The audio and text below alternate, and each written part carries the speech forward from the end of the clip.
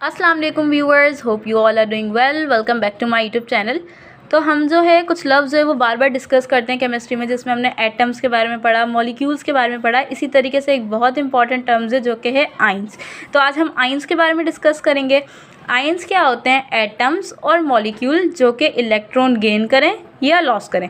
जैसे कि हम पीरियोडिक टेबल में देखते हैं कि ये देखें हमारे पास पीरियोडिक टेबल है।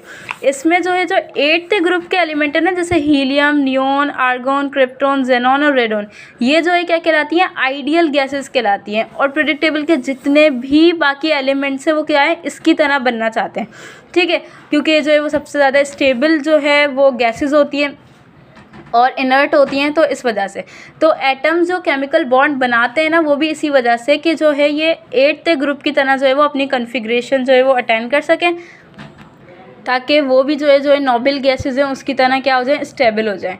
तो उसके लिए वो क्या करते हैं? अपने कुछ इलेक्ट्रॉन्स जो मेटल्स हैं वो क्या करते हैं? लॉस करते हैं। जो नॉन मेटल्स हैं वो क्या करते हैं? गेन करते हैं। तो मैं आपको एग्जाम्पल से समझा देती हूँ, ठीक है। देखें, हमारे पास है सोडियम मेटल। सोडियम मेटल जो है, हमने याद किया कि सोडियम का जो एटॉमिक नंबर है वो 11 है और एटॉमिक मास जो है वो क्या है? 23।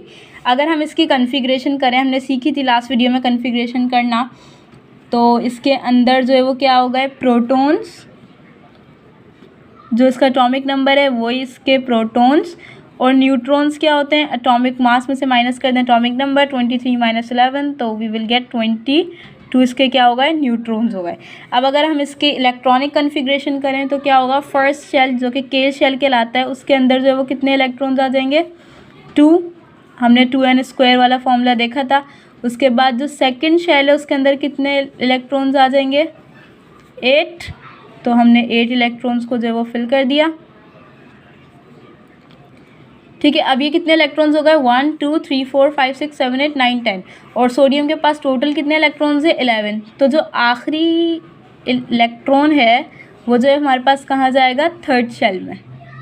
तो हम इसको ड्रॉ कर लेते हैं। ये थोड़ा ख़राब हो गया है बट समझने के लिए ठीक है। तो ये के शेल में 2 इलेक्ट्रॉन्स आ गए, एल शेल में जो है वो इसके 8 इलेक्ट्रॉन आ गए, और जो ये एम शेल है इसके अंदर हमने कैपेसिटी तो और की है लेकिन इसके पास बचा ही क्या है? 1 इलेक्ट्रॉन है, तो वो हमने यहाँ पर सोडियम में रख दिया। अब देखें, इसको करनी है 8th ग्रुप जैसी कन्फिग्रेशन अटेंड, यानी कि सोडियम मेटल चाहता है कि उसके जो आखिरी शेल है उसके अंदर कितने इलेक्ट्रॉन्स हो? 8 इलेक्ट्रॉन्स हो।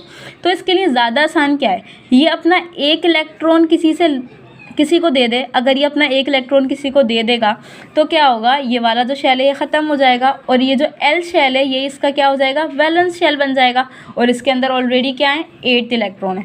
या ये काम करे कि 7 इलेक्ट्रॉन जो है वो क्या करे? किसी से ले ले या 1 इलेक्ट्रॉन किसी को दे दे।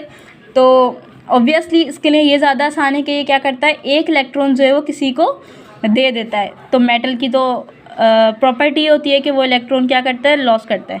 तो ये सोडियम था, इसने जो है वो अपना 1 इलेक्ट्रॉन किसी को दे दिया। आप समझे कि उसने एक अच्छा काम किया, तो इसके ऊपर क्या आ गया? +1 चार्ज। ये +1 शो कर रहा है कि इसने जो अपना 1 इलेक्ट्रॉन है वो किसी को दे दिया। तो ये जो आयन है, ये जो एटम था सोडियम का, ये अब क्या बन गया? एक आयन, और इस आयन को हम नाम देते हैं कैटाइन। कैटाइन जो है वो पॉजिटिवली चार्ज होता है, और कैटाइन जो है वो अपने नॉर्मल एटम से जो है वो क्या होता है? छोटा होता है। ये देखें, सोडियम का पहले साइज़ ये था, जब इसने अपना 1 इलेक्ट्रॉन दे दिया तो इसका साइज़ क्या होगा? डिक्रीज़ हो जाएगा। तो कैटाइन का साइज़ जो है वो स्मॉल होता है, किससे? अपने जो उसका एटम होता है उसके मुकाबले में, ठीक है।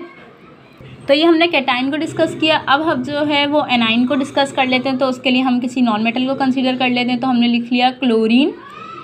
क्लोरीन का जो है वो सिंबल Cl और एटॉमिक नंबर 17, एटॉमिक मास 35.5। वही क्लोरीन की जो है वो हम कन्फिग्रेशन कर लेते हैं। तो क्लोरीन के अंदर प्रोटॉन्स 17, न्यूट्रॉन्स क्या हो जाएंगे? 35 में से 17 को माइनस, न्यूट्रॉन जो है वो हमारे पास 18 हो गए। फिर इसकी कन्फिग्रेशन करेंगे तो वही पहले शेल में जो है वो कितने इलेक्ट्रॉन्स आ जाएंगे? 2 इलेक्ट्रॉन्स आ जाएंगे। दूसरे में क्या आ जाएंगे? 8 आ जाएंगे, ठीक है। अभी इसके जो है वो 10 जो है इलेक्ट्रॉन्स की कन्फिग्रेशन हो चुकी है। अब इसके पास कितने बचे? 7 जो है वो इलेक्ट्रॉन जो है वो इसके पास बचे। तो ये 7, ये ख़राब हो गया। 7 जो है 1 2 3 4 5 6 और ये 7। अब जो हम देख रहे थे ना कि सोडियम मेटल जो है वो अपना एक इलेक्ट्रॉन दे रहा था, अब ये जो क्लोरीन है ये भी चाहता है कि ये 8th ग्रुप की तरह जो है वो अपनी कन्फिग्रेशन जो है अटेंड कर ले। तो इसके लिए क्या ज़्यादा आसान है, ये एक इलेक्ट्रॉन किसी से ले ले या 7 इलेक्ट्रॉन किसी को दे दे। तो ऑफकोर्स ये एक इलेक्ट्रॉन अगर किसी से ले लेगा तो इसका जो आखिरी शेल है वो जो है 8th ग्रुप एलिमेंट की तरह हो जाएगा, यानी कि आखिरी शेल में जो है वो 8 इलेक्ट्रॉन्स आ जाएंगे। तो जो सोडियम एक इलेक्ट्रॉन अपना दे रहा था Na+, वो किसको देगा, क्लोरीन को देगा। और क्लोरीन जो है उसने एक इलेक्ट्रॉन लिया है, ये स्मॉल एल है, ठीक है। क्लोरीन ने जो है वो एक इलेक्ट्रॉन लिया है तो इसके ऊपर जो है वो -1 चार्ज आएगा। समझ ले इसने क्या कर लिया, कर्जा ले लिया, तो इसके ऊपर क्या आ गया, नेगेटिव चार्ज आ गया। और इसको हम क्या कहेंगे, एनाइन। तो ये हमारा सोडियम प्लस केटाइन और क्लोरीन एनाइन, ये जो है वो हमारे पास क्या बन गया, एक बॉन्डिंग तो हम बाद में डिस्कस करेंगे, आयोनिक बॉन्ड वगैरह। अभी बस मैं आपको कैटाइंस और एनाइन समझाना चाह रही हूँ। तो ये सोडियम क्लोराइड और ये हमारा क्या बन गया, सॉल्ट। इस तरीके से जो है वो आइंस जो है वो आपस में बॉन्ड बनाते हैं और जो है वो कोई न्यू प्रोडक्ट जो है वो हमारे पास बनती है। तो it's all about cations and anions. और ऑब्वियसली जो एनाइन है उसका साइज़ जो है वो ज़्यादा होगा स्मॉलर एटम से। तो बेसिक्स ऑफ केमिस्ट्री में इतना ही, मिलते हैं नेक्स्ट वीडियो में, तब तक के लिए अल्लाह हाफ़िज़।